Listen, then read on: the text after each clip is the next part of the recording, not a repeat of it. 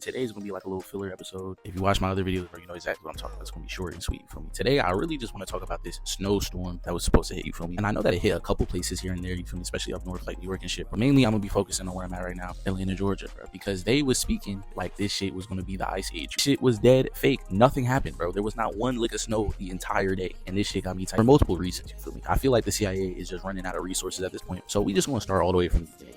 About a week ago is when they started sounding the alarms, you feel me? Everyone's screaming how it's gonna snow and storm and da-da-da, right? All the weathermen, all the TikTokers, all the meteorologists, bro, was talking like this shit was going to murk us. It's the same script over and over with these niggas, bro. They can never give you a solid answer on what the fuck this shit gonna be. That's how you know it's gonna be fake.